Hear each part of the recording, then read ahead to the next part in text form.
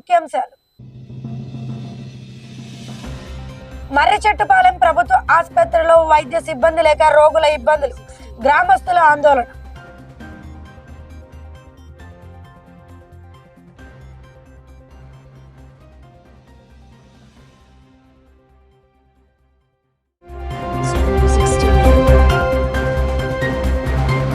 చిలకలూరిపేటలో రాష్ట్ర ప్రధాన ఎన్నికల అధికారి వివేక్ యాదవ్ పర్యటన, ఓటర్ల జాబితా ప్రత్యేక సవరణ ప్రక్రియపై సమీక్ష.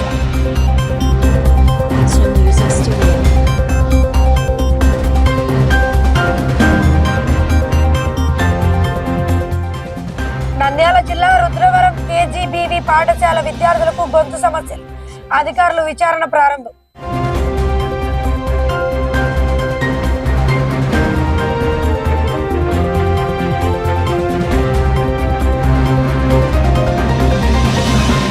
ఉన్నత శ్రేణి నాయకులు తయారనే లక్ష్యమని పార్టీ నాణ్యంపై జనసేన నేత బోలిశెట్టి శ్రీనివాస్ వ్యాఖ్యలు.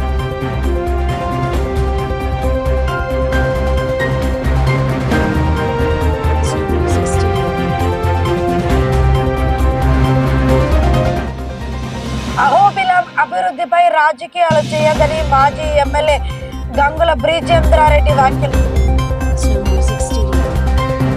పల్నాడు జిల్లా దాచేపల్లి ప్రభుత్వ జూనియర్ కళాశాలలో ర్యాగింగ్ కలకలం.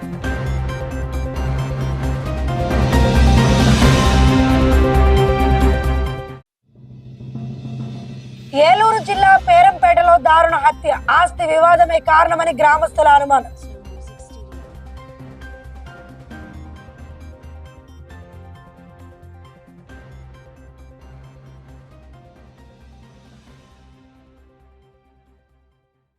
గిరిజన విద్యార్థుల సమస్యలు వెంటనే పరిష్కరించాలని పాడేరులో ఎస్ఎఫ్ఐ భారీ ర్యాలీ.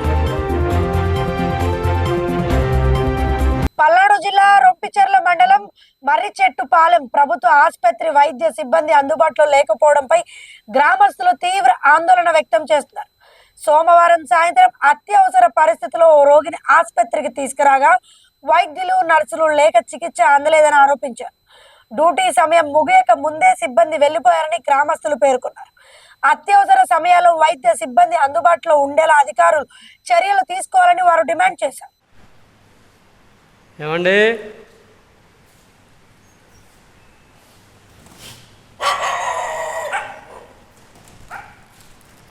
ఏమండి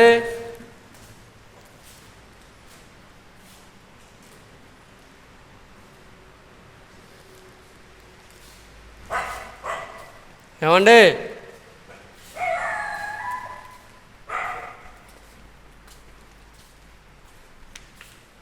ఏమండి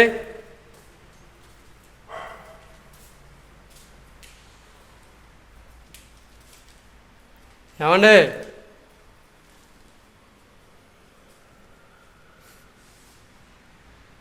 ఏమండి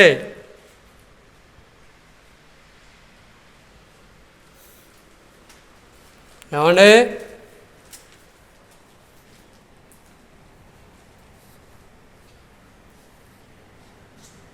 ఏమండి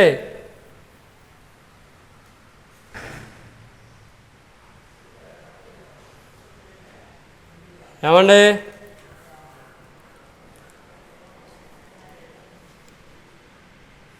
చిలకలూరుపేటలో ఓటర్ల జాబితా ప్రత్యేక సవరణ కార్యక్రమాన్ని రాష్ట్ర ప్రధాన ఎన్నికల అధికారి వివేక్ యాదవ్ పరిశీలించారు.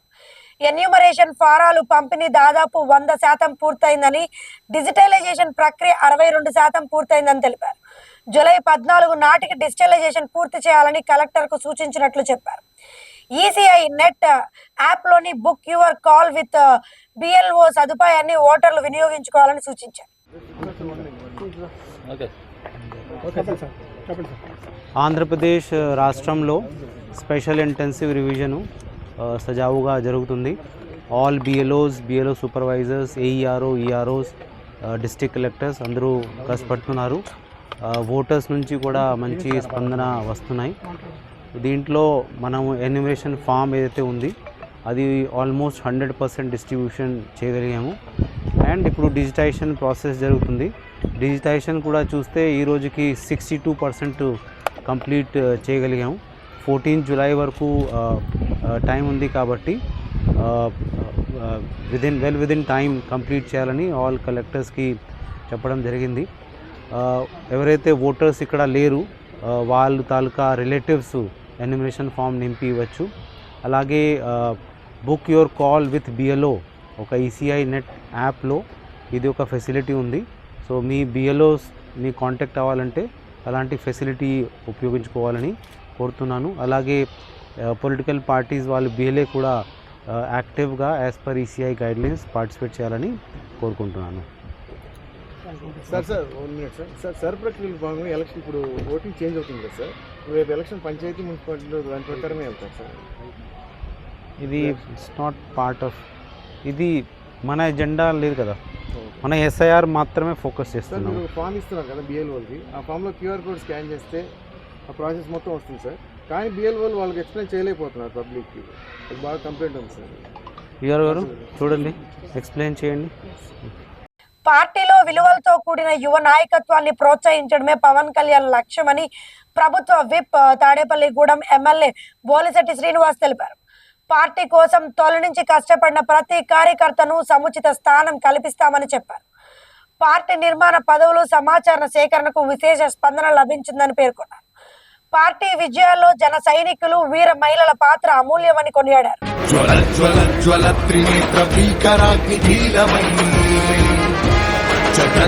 సుదర్శన ప్రభాసమాన తేజమై ప్రచండ చండ ప్రళయకాల రుద్రనారసింహమై టమడ్డమడ్డమన్నినాద విలయ డమరునాదమై గద్ధ గద్ధ గద్ధ గద్ధ గాయమాన తేజమై వస్తున్నాయి వస్తున్నాయి పవన్నామ రథ చక్రాలు.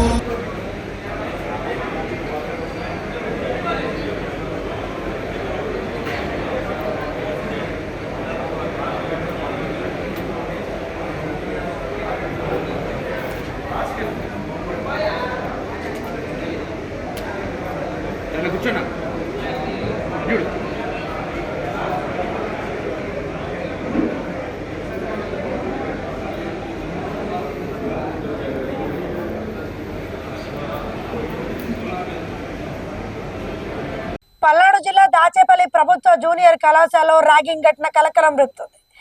ఈ ఘటనకు సంబంధించిన వీడియో సామాజిక మాధ్యమాల్లో వైరల్ అవుతుంది. బాధ్యులపై కఠిన చర్యలు తీసుకోవాలని విద్యార్థులు తల్లిదండ్రులు డిమాండ్ చేస్తున్నారు. ఈ ఘటనపై పోలీసులు విద్యాశాఖ అధికారులు విచారణ చేపట్టే అవకాశం.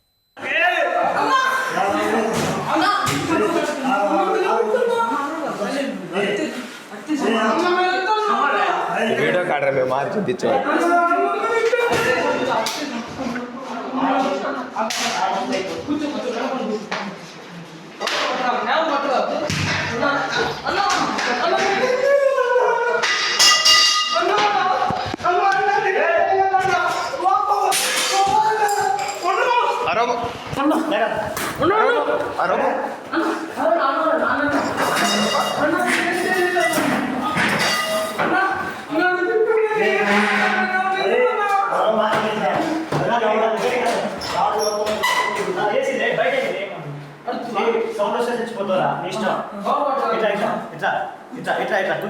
వీడియో కాడతాం మీరు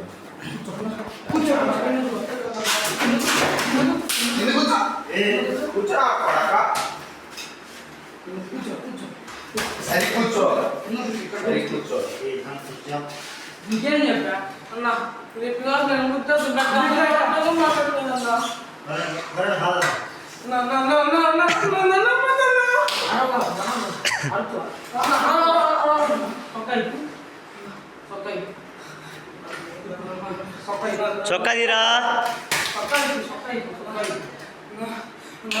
ఏలూరు జిల్లా జంగారెడ్డిగూడెం మండలం పేరంపేట కారుమూరి దుర్గారెడ్డి హత్యకు గురయ్యారు. ఆస్తి వివాదాలే హత్యకు కారణమని గ్రామస్తులు అనుమానిస్తున్నారు. హత్యకు మృతుడి అన్న కుమారుడే పాల్పడి ఉండొచ్చని చెబుతున్నారు. సమాచారం అందుకున్న ఎమ్మెల్యే సొంగ రోషన్ కుమార్ సంఘటన స్థలానికి బయలుదేరి పోలీసుల తీరుపై తీవ్ర అసంతృప్తి వ్యక్తం చేస్తున్నారు. ప్రాణహాని సమాచారం ఇచ్చిన గంటలోనే హత్య జరగడం బాధాకరమన్నారు. జంగారెడ్డిగూడెం రూరల్లో పేరంపేట గ్రామంలో చాలా దురదృష్టకరం. ఎందుకంటే తెలుగుదేశం పార్టీ కార్యకర్త అయినటువంటి కారుమూరి దుర్గారెడ్డి గారు హత్య చేయబడ్డారు. మరి పట్టపగలు చింతలపూడి కాన్స్టిట్యుయెన్సీలో మరి జంగారెడ్డిగూడెంలో ఈ యొక్క హత్య జరగడం నిజంగా నేను చాలా చాలా చింతిస్తున్నాను. మరి ఈ హత్య కేవలం ఇది లా అండ్ ఆర్డర్ ఫెయిల్యూర్. ఇది లా అండ్ ఆర్డర్ సరిగ్గా ప్రొటెక్ట్ చేయకపోవడం వల్లనే పోలీసు వారు దీన్ని సరైన టైంలో కంప్లైంట్ పెట్టినా కూడా మరి యాక్షన్ తీసుకోకుండా ఎవరైతే డిసీజ్డ్ ఉన్నారో వారు వచ్చి లైఫ్ థ్రెట్ అని చెప్పినా కూడా పట్టించుకోకుండా మరి ఇలా చేయడం వల్ల మరి ఈరోజు ఒక ప్రాణం మనం కోల్పోయాం. దుర్గారెడ్డి ఒక మంచి తెలుగుదేశం పార్టీ కార్యకర్త, వార్డ్ మెంబర్ కూడా ఇక్కడ. మరి ఈ ఇన్సిడెంట్ జరిగే అరగంట ముందు మరి నా ఆఫీస్ నుంచి నేను నా పిఏఎస్ఐకి ఫోన్ చేసి ఇట్లా దుర్గారెడ్డి గారికి మరి అన్యాయం జరుగుతూ ఉంది, తనకి ప్రొటెక్షన్ ఇవ్వాలి, ఈ విషయంలో మీరు జాగ్రత్తగా చూడండి అని చెప్తే చెప్పిన అరగంటకే మరి ఇక్కడ తను హత్య చేయడం జరిగింది. మరి ఈ విషయంలో నేను ఎమ్మెల్యేగా మరి పోలీసు వారు చెప్తున్నాను, 24 అవర్స్లో దీని మీద కంప్లీట్ ఇన్వెస్టిగేషన్ తీసుకోవాలి. అలాగే ఎవరైతే మరి చంపారో దీని వెనకాల ఎవరున్నారో, ఎవరైతే మరి ప్రోత్సహించారో ప్రతి ఒక్కరిని కూడా కఠినంగా శిక్షలు చెప్పి నేను సభాముఖం తెలియజేస్తున్నాను. అలాగే చనిపోయిన బాడీ విషయంలో నెక్స్ట్ 2 అవర్స్లో కూడా ఫార్మాలిటీస్ అండ్ ఫినిష్ కూడా నేను తెలియజేస్తున్నాను. మరి ఇలాంటివి జరగకుండా ఉండాలంటే మనము లా అండ్ ఆర్డర్ మరి కరెక్ట్గా ఉండాలి. మనం ఏదో కోడిపంది ఆడ పట్టుకోవడం, పేకాడ పట్టుకోవడం ఇది కాదు లా అండ్ ఆర్డర్ అంటే. మరి ఈ రోజున ఒక కామన్ సివిలియన్కి ప్రొటెక్షన్ ఇవ్వడం, మరి ఒక నిండు ప్రాణం పోవడం మాత్రం నేను సహించడం లేదు. ఈ విషయంలో మేము కూటమి కార్యకర్తలు అలాగే నాయకులు అంతా కూడా చాలా చాలా చాలా బాధపడుతున్నాం. తప్పకుండా దీని మీద కఠినమైన చర్య ఉంటుంది. నేను పేరంపేట గ్రామస్తులకి అలాగే ముఖ్యంగా దుర్గారెడ్డి కుటుంబ సభ్యులకి కూడా చెప్తున్నాను, మేమందరం కూడా మీకు అండగా ఉంటాం. ఇలాంటివి జరగకుండా మరి పోలీసు వారు చాలా జాగ్రత్త తీసుకుని చెప్పి నేను హెచ్చరిస్తున్నాను. అల్లూరు జిల్లా పాడేరులోని గిరిజన విద్యార్థుల సమస్యల పరిష్కారం కోసం SFI ఆధ్వర్యంలో భారీ ర్యాలీ నిర్వహించారు. ITDA ప్రాజెక్టుకు అధికారికి వినూత్న పత్రం అందజేసి ఫీజు రియంబర్స్మెంట్, నాణ్యమైన భోజనం, వైద్య సదుపాయాలు, ఖాళీ అధ్యాపక పోస్టుల భర్తీ వంటి డిమాండ్లు చేశారు. సమస్యలు పరిష్కరించకపోతే రాష్ట్ర వ్యాప్తంగా ఉద్యమాన్ని ఉధృతం చేస్తామని హెచ్చరించారు.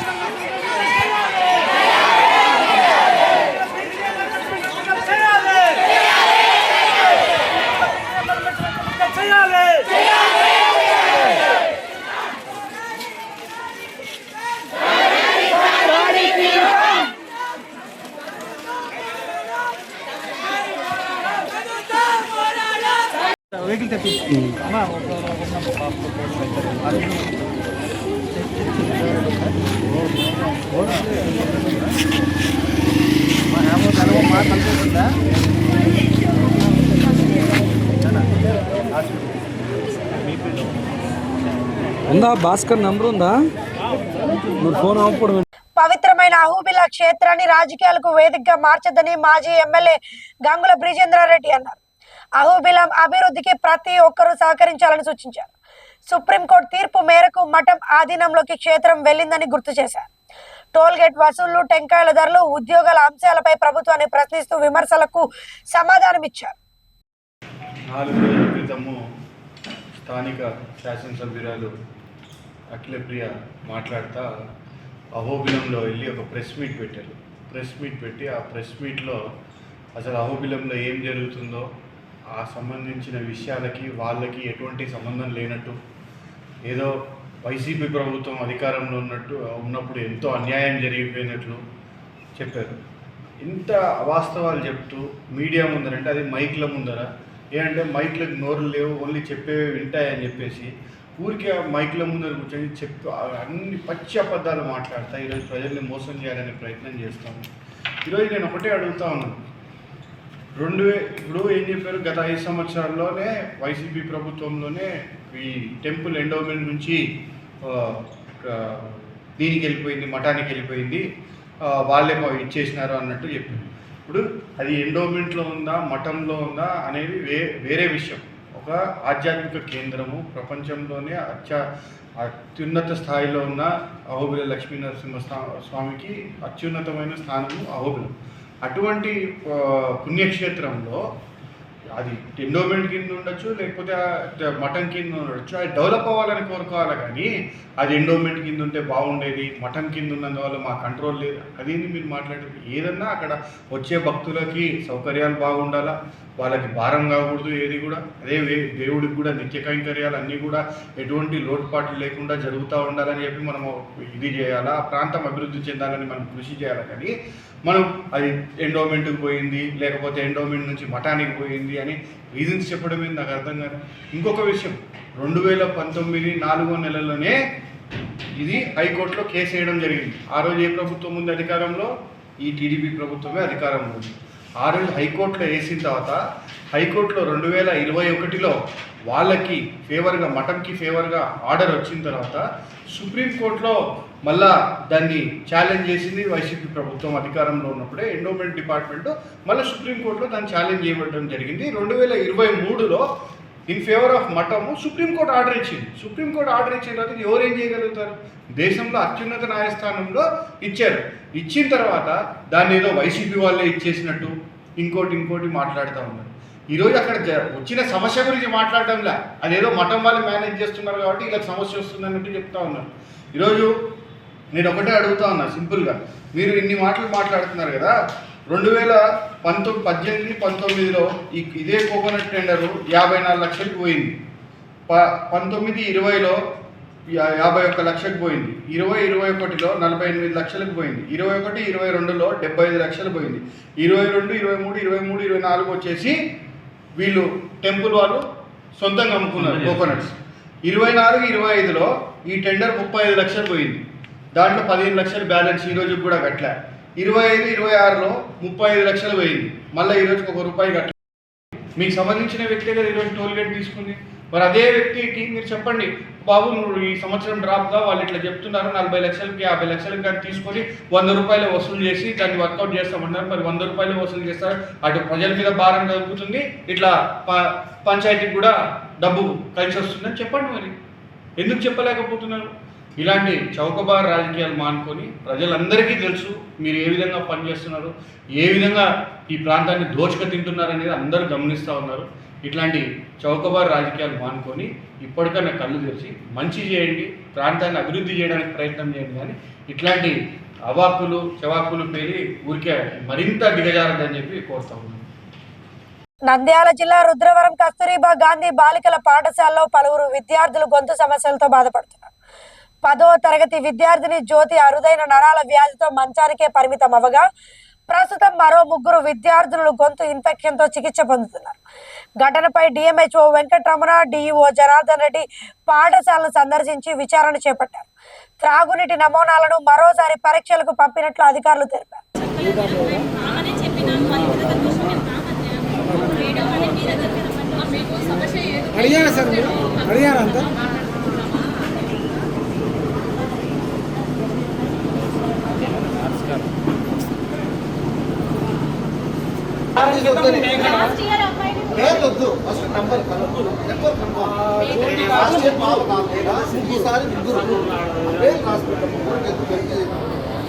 తర్వాత నెంబర్ మాటలు నెంబర్ కరెక్ట్ ఉండాలి. ఒకరిద్దరు ఉంటారు, ఒక 3 అంటారు, ఒక 4 అంటారు, ఒకరిద్దరు హాస్పిటల్లో అడ్మిట్ అంటారు. ఒక పేరు ఇద్దరికి, 2 పేర్లు ఒకరికి. మీకు ఎట్లా వస్తున్నాయి మేడం? మామూలు కవర్ వస్తుంది, మధ్యాహ్నం భోజనం వేరే వస్తాయి, మధ్యాహ్నం భోజనం వేరే వస్తాయి సార్ కవర్.